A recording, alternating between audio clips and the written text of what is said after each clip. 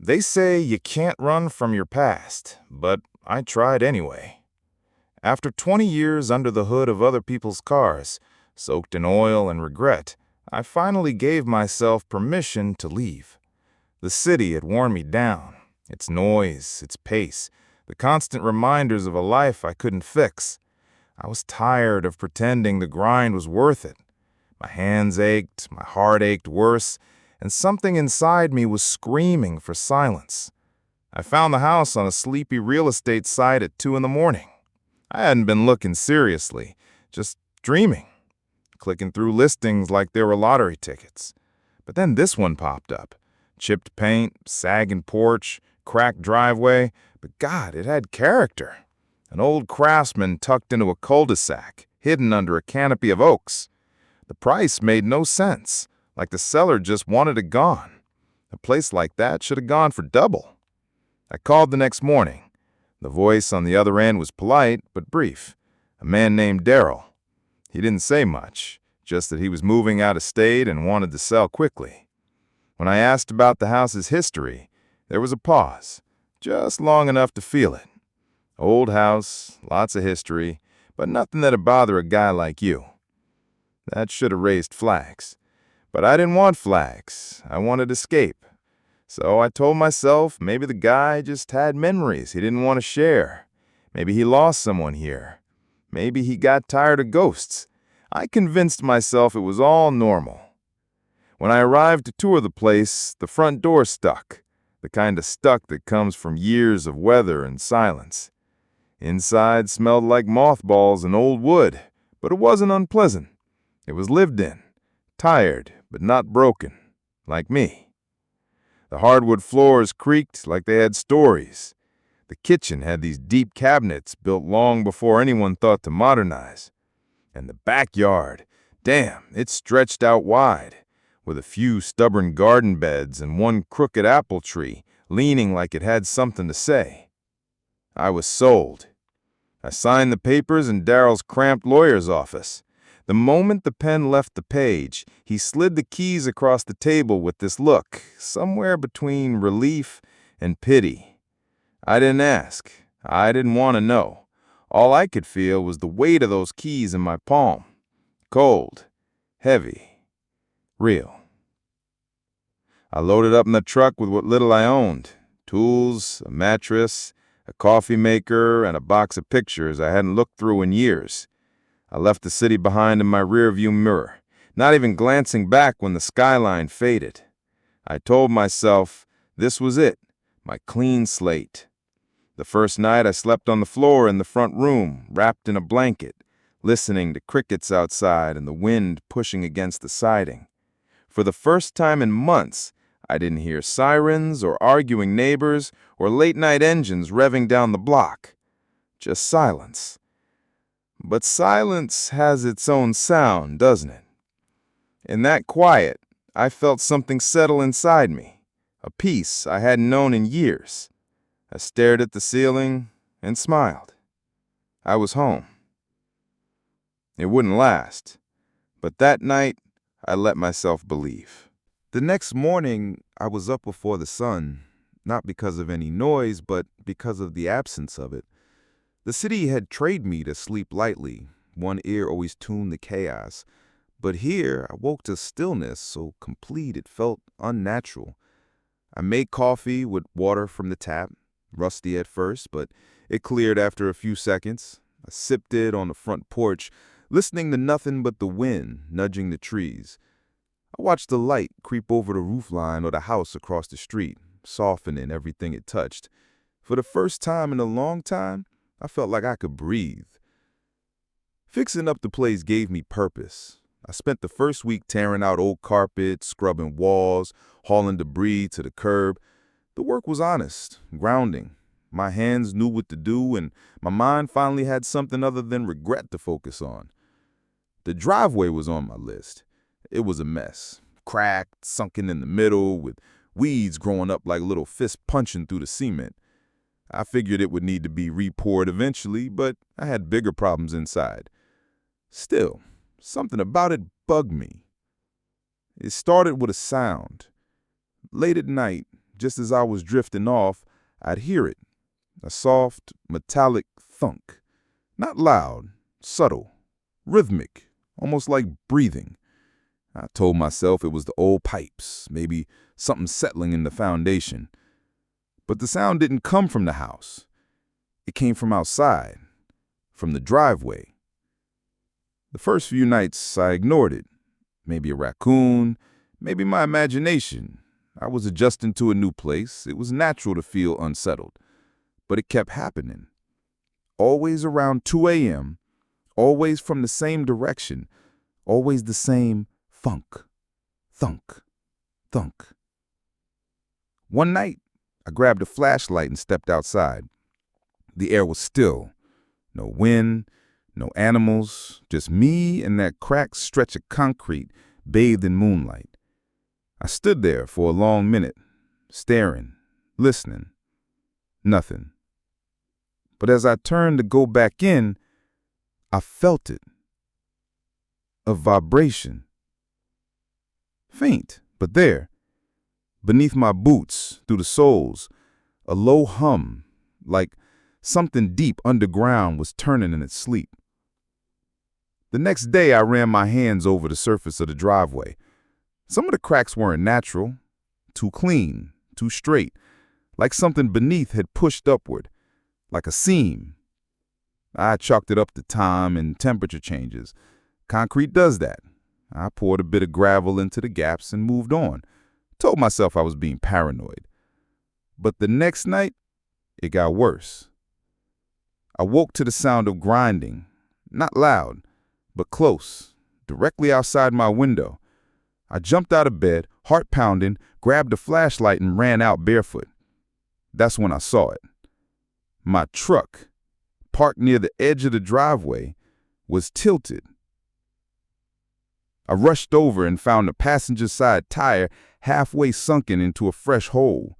No warning, no collapse sound, just a clean drop like something had swallowed it whole. I checked underneath, expecting to see broken concrete, maybe a sinkhole, but what I saw instead made me freeze. Metal. A rusted edge, just barely visible under the gravel, surrounded by soil pulled tight like the earth was trying to keep it hidden. I crouched, brushing more dirt away, revealing what looked like a corner. Rectangular. Bolted. Not concrete. Not natural. Something man-made. I stood there, heart thudding, my breath misting in the cold air. I stared down at this hidden thing buried just beneath where I'd parked my truck. The house I thought I'd chosen was sitting on top of a secret. I didn't sleep that night. I sat at the kitchen table, fingers tapping the wood, staring out the window at the truck like it might sink even deeper. The flashlight still lay on the counter, bits of soil caked around its edges. Every logical part of me said to call someone. A contractor, maybe the city. But I didn't. I couldn't. Something about that hatch, or whatever it was, gnawed at me. It didn't feel like an infrastructure issue. It felt intentional, like it was placed there, waiting. And now that I had seen it, I couldn't unsee it. The next morning, I started digging. I told myself it was just to assess the damage to the driveway, that I'd find a rusty old tank or a buried septic system. But deep down, I already knew this was different. I cleared away the gravel first, then the cracked cement around the sunken area. Beneath that was tightly packed dirt, heavy and damp. It took me hours to make real progress. My shovel kept hitting resistance, not roots, but edges. Metal, again and again. I switched to a trowel and garden fork, brushing carefully until the full outline emerged. It was rectangular, about 4 feet wide, maybe 6 long. Thick metal, rusted and pitted, but solid. Hinges on one side, a handle on the other. A hatch. Not some flimsy storage cover. This thing had weight, age, purpose. I ran my fingers along the handle. It was cold, even in the morning sun. I gave it a tug, but it didn't budge. Probably sealed shut from years underground. I spent the rest of the day clearing around it, exposing the hinges, chipping away at corrosion. Around dusk, I sat back on my heels, sweating, filthy, hands blistered. The sky had turned a bruised purple, and the wind had picked up. The trees whispered above me. What the hell was this?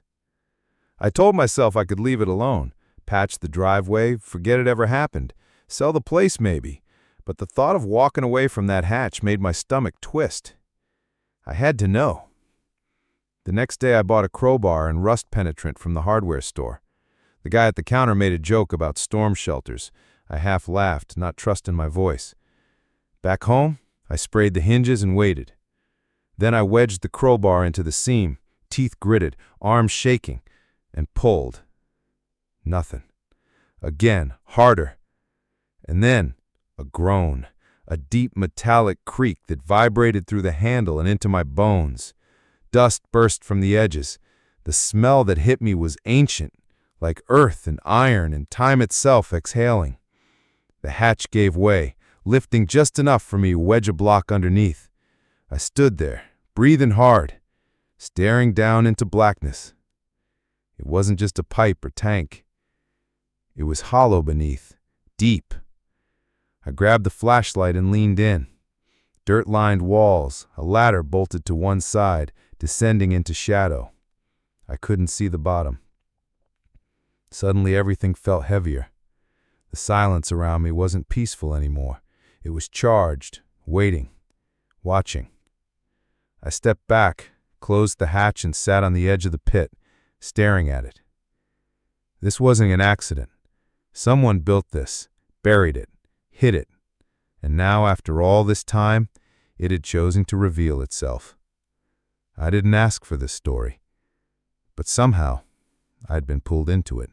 I waited 2 more days before going down, not because I changed my mind, but because something told me I had to go in prepared. This wasn't curiosity anymore.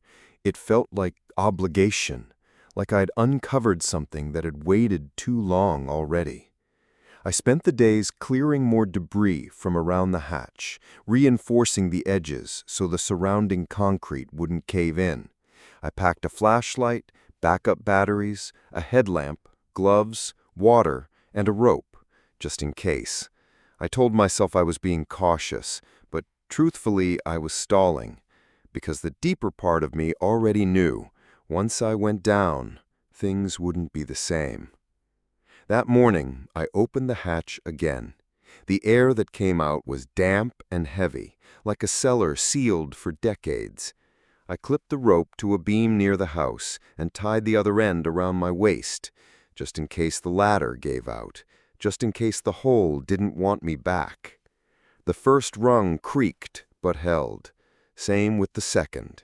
I descended slowly, boots slipping slightly on rusted metal. The light from above faded with each step until I was fully swallowed by the dark. At the bottom, the air was colder than I expected. Not frigid, just wrong, like the temperature hadn't changed in 50 years. I clicked on my headlamp and swept it across the space. What I saw stopped me cold. The chamber was bigger than I thought, maybe 12 feet long, 8 feet wide, with low concrete walls that curved inward at the top like a bunker. Everything was coated in dust and age, but it was unmistakably lived in. A rusted cot lay against one wall. Beside it, a metal tin filled with old food wrappers and broken crayons. Faded newspapers, yellowed and flaking, were stacked in one corner. Headlines from the 1940s. One had a half-torn photo of soldiers marching, the words "Allied Advance Continues," barely legible beneath grime.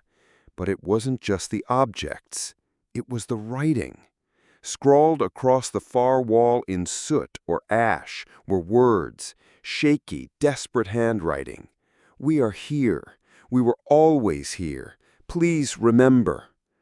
I felt something crack open inside me. This wasn't a storm shelter. It wasn't a hiding place from bombs or weather. It was more than that. There was emotion in every object, every scrawled word. Fear, hope, desperation. I crouched by the cot, my gloved hand brushing against something small. A handkerchief. Delicate, frayed at the edges, embroidered with tiny red flowers, the kind you'd press into a child's hand. I turned it over gently and saw a name stitched in the corner, barely visible. M. Ellis. Something about that name hit me in the gut. Not recognition, just weight. I sat on the cold ground, flashlight flickering, heart pounding in my chest. I could feel it, the presence of those who had hidden here. This place wasn't just forgotten, it had been buried. Not by nature, by choice, by people who wanted it erased. I didn't know their full story yet, but I could feel it pulsing through the room, lives interrupted, voices smothered by time and silence, the kind of silence that doesn't come from neglect, but from intention. That night, when I finally climbed back up and sealed the hatch, I sat on the porch with the handkerchief in my lap and the memory of that soot-written message echoing in my head. Please remember. And I knew. This wasn't about fixing up an old house anymore. It was about honoring what had been hidden beneath it. I stopped working on the house. Every project felt hollow now. Painting walls, sanding cabinets, replacing light fixtures, none of it mattered when something far more important lay under my feet. The house had stopped being a fixer-upper. It had become a question I couldn't ignore. I kept the handkerchief on my nightstand. I'd find myself reaching for it at odd times, tracing the stitched name with my thumb like it might whisper something back. M. Ellis. A child, a family, a life. I needed answers. The local library wasn't much, just a 2-room building that smelled like old paper and lemon cleaner, but it had an archive room. Dusty file cabinets, old town registries, newspaper microfilm. I told the librarian I was researching the history of my property for renovation permits. She smiled and waved me toward the back without question. I started with building records. My house had been standing since 1939. The blueprints showed no mention of a shelter or any underground addition. No permits, no renovations. It was like the chamber didn't exist. I widened my search to the neighborhood. That's when I noticed something strange. In the weeks after the Pearl Harbor attack, the town had built several public air raid shelters, one by the school, one behind the church, one near City Hall. All were funded, approved, and documented. There was even a newspaper photo of the mayor cutting the ribbon on one. But none were located in the part of town where I now lived. I dug deeper. Old census records, residential maps from the 1940s. That side of the tracks, literally, was where the black families lived. Laborers, porters, factory workers. Names scribbled on old directories, many of them labeled colored in parentheses. But when I searched those names in town registries, they started disappearing around 1943. Some moved, others vanished completely. There were no obituaries, no stories, no explanations. I sat back, eyes burning from the microfilm glow. They'd been erased. I went home that night, angrier than I could explain. Not the loud, shouting kind of anger, but something deeper, a churning in my chest, a pressure behind my eyes. The next day, I drove out to the county records office. It was bigger, more formal. I filled out a request to look at war-era property logs. An older clerk looked at my address and raised an eyebrow. That lot's changed hands more than most. Funny thing, no one stays there long. I didn't respond. I found something in those files that made my throat close. An application from 1942, a petition from several black families requesting access to the public shelters, specifically the ones downtown, which were designated for white citizens only. Denied. No explanation, just stamped, access not granted. And beneath that, a handwritten note, barely legible. They're building their own. Won't last the winter. I sat there for a long time, holding that paper in my hands like it might disintegrate. That was it. The answer to the hatch, the chamber, the scrawled message on the wall. They weren't hiding from bombs. They were hiding from a country that had no place for them. When I got home, I stood at the edge of the driveway, staring at the sealed hatch beneath my boots. That shelter had saved lives. That chamber, hidden, forgotten, erased, had held people who were denied the basic right to safety. And no one had ever told their story. But now, I would. I didn't know how yet, but I knew I couldn't stay silent. Not anymore. The next time I opened the hatch, I came with more than tools. I brought flowers, not because it made sense, but because it felt right, like I was visiting a grave. I laid them on the edge of the cot before I started digging again. Something had been bothering me since that first descent. The dimensions of the room didn't match the structure above. The house's footprint was wider than the chamber, and there was a draft, cold air coming from the far wall, just beneath the writing. I crouched there for an hour, running my hands along the concrete, knocking gently. Then I heard it. A faint echo. Hollow. I tapped again, slower, moving inch by inch until the pitch changed. A section of the wall gave a little under pressure. I cleared more dust, revealing a seam, bricks laid differently from the rest. Not structural. Added later. Someone had sealed this up. I didn't think twice. It took hours to get through. The mortar was old but stubborn, and I had to stop to rest my arms. When the final brick gave way and tumbled inward, a gust of cold air rushed past me, musty and still, like a breath that had waited decades to be exhaled. I aimed my light inside.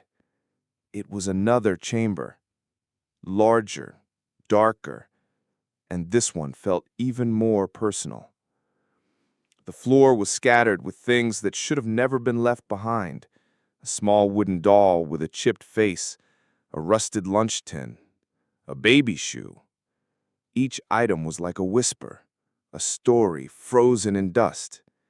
There were boxes, too, metal ones like military surplus, but instead of rations, they held keepsakes. A woman's hair comb, letters folded and brittle, a necklace wrapped in cloth. Then I saw it. A leather-bound book, its cover warped from dampness, but still intact. A diary. I held it like it might crumble in my hands. The first few pages were blank, but then the writing started, slanted, neat at first, then shakier as it went on. October 17, 1942. We heard the bombs fell heavy in the city last night. Mama said we'd be safer here. She and Mr. D worked on the room all summer. Mr. D said no one would let us in the shelters downtown. He said this one's ours, and no one can keep us out of it. October 22nd. Mama cries when she thinks I'm asleep. I miss my school, but it's cold in the basement now. Mr. D said not to light the stove too long or people might see the smoke. November 9th. Someone knocked on the hatch last night. We didn't answer. Mama held me so tight I couldn't breathe. Mr. D had the wrench in his hand the whole time. Page after page, memories written in secret, like the words themselves were trying to survive. There was no final entry. The last page just stopped mid-sentence, the ink smudged. I couldn't tell if they left in a hurry or if something happened before they could. I sat there with that diary in my lap, surrounded by the evidence of people who were never supposed to be remembered. They weren't just hiding, they were resisting, surviving in the only way they could, and when the world wouldn't protect them, they protected each other. That chamber wasn't a shelter, it was a testament. When I finally emerged from the hatch hours later, I stood in the backyard with the diary pressed to my chest and the cold air wrapping around me like arms. I didn't cry. I wept. Because someone had written it all down. And now, I was the one holding it. The next morning, I spread the diary pages across my dining room table like sacred artifacts, each one brittle, curling at the edges, darkened by time. But the words still clung to the paper, refusing to fade. I knew what I had to do.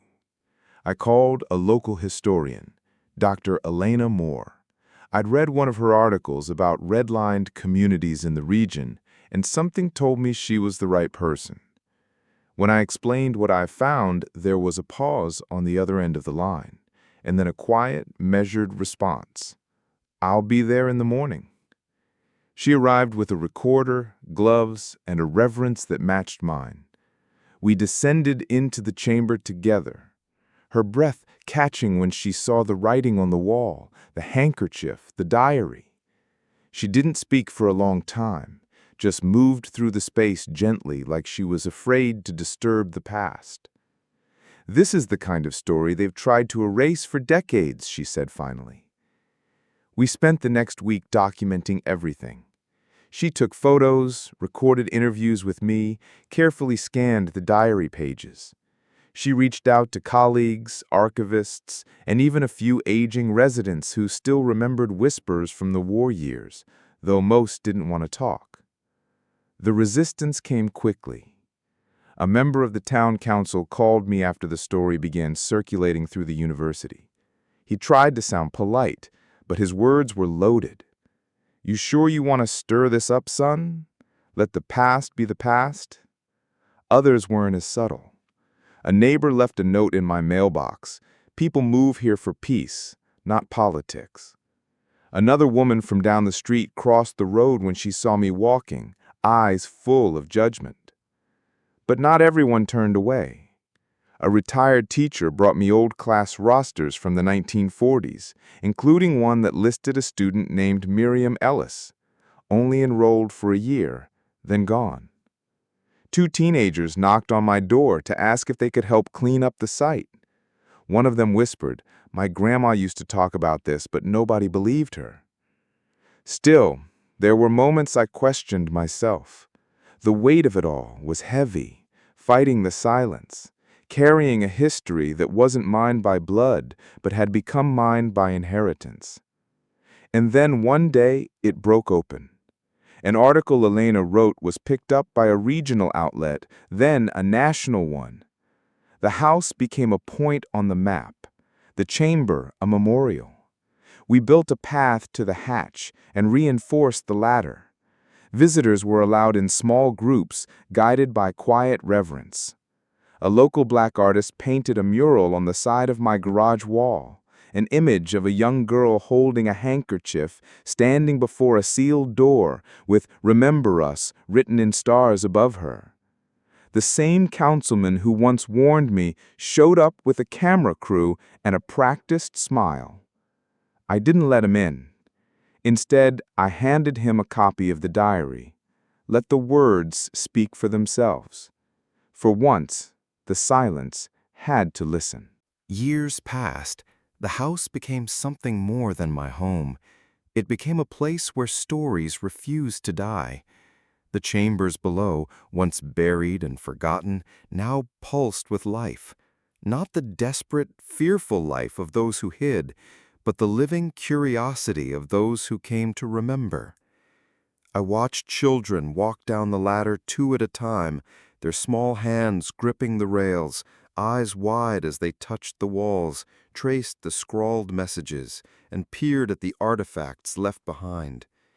Teachers read aloud from the diary, sometimes stopping to let the silence speak, letting the space breathe with its own history. One morning, I stood at the hatch with a group of fifth graders clustered around, their voices bouncing off the low ceiling.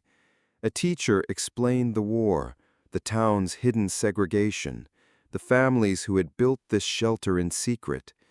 I watched the kids' eyes go wide, some whispering to each other, others writing notes furiously in their journals. And I realized something. The story wasn't mine. It never had been. I had been its keeper, its messenger.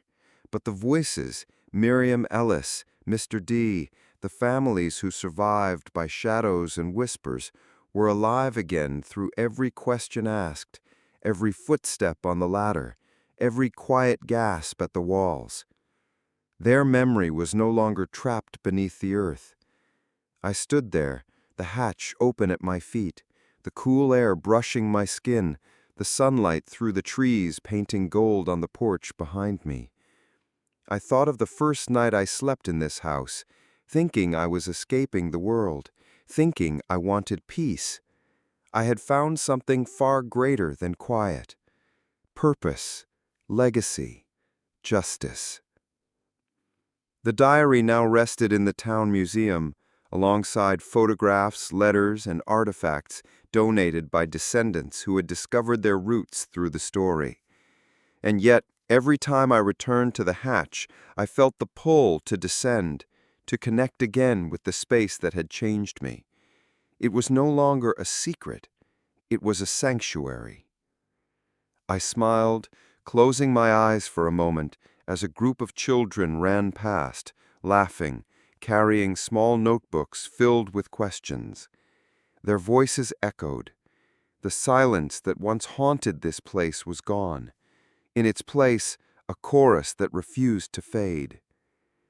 I opened the hatch one last time, not as a keeper or a man seeking solitude, but as a keeper of a legacy. The past had chosen me to hold its truth, and now it belonged to everyone. The stories lived on, through me, through them, through anyone willing to listen. And that was enough. This is the final part.